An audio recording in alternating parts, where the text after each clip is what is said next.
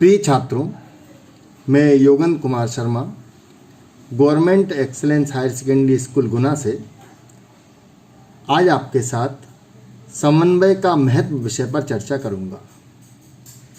समन्वय के महत्व को समझने से पहले हम समन्वय पर थोड़ी चर्चा कर लेते हैं।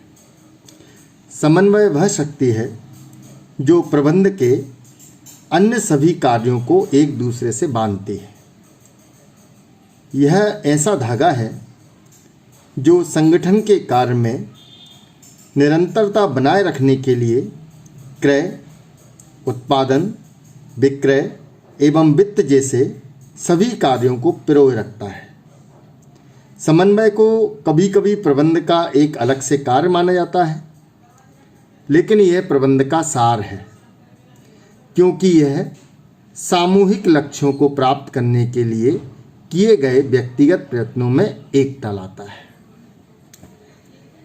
बच्चों, हम समन्वय के महत्व को निम्न बिंदुओं के द्वारा समझ सकते हैं।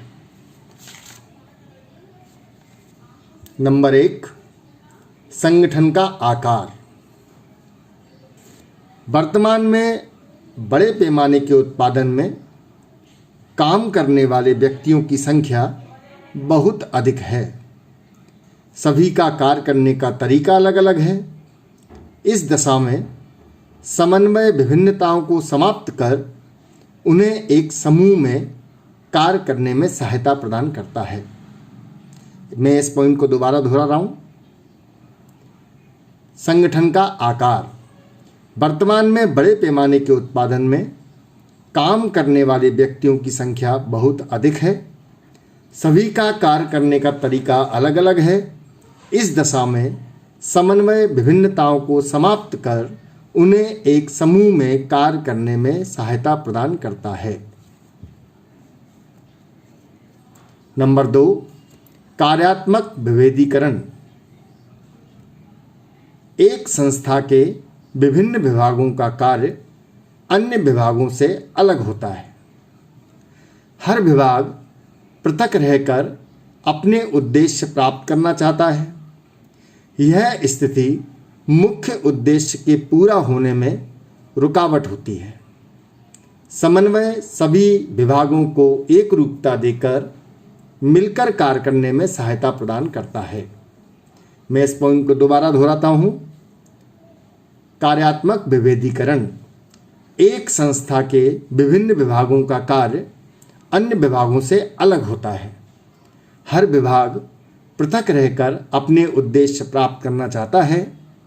यह स्थिति मुख्य उद्देश्य के पूरा होने में रुकावट होती है। समन्वय सभी विभागों को एक रूपता देकर मिलकर कार्य करने में सहायता प्रदान करता है।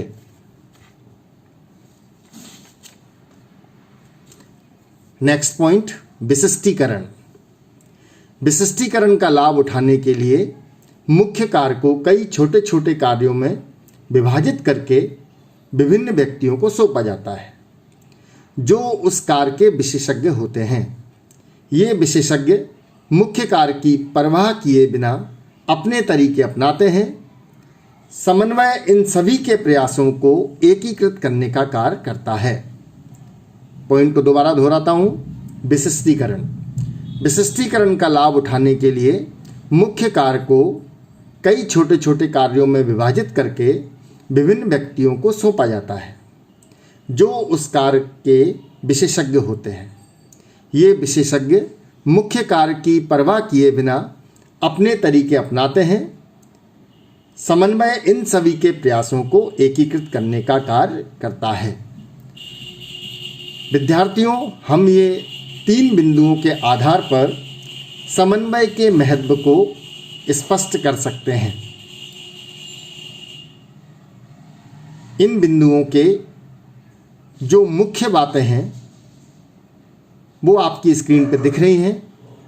आप किताब का अध्ययन कर कर इनमें मानक भाषा में अपने शब्दों को जोड़ सकते हैं।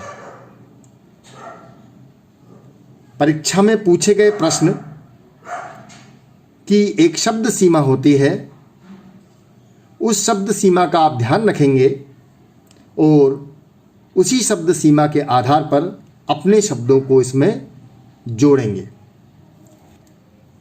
आशा है आप सभी को समन्वय का महत्व समझ में आया होगा। आप इस वीडियो को एक दो बार देखें, सुनें, तो अवश्य आपको समन्वय का महत्व स्पष्ट हो जाएगा। सभी विद्यार्थियों को धन्यवाद।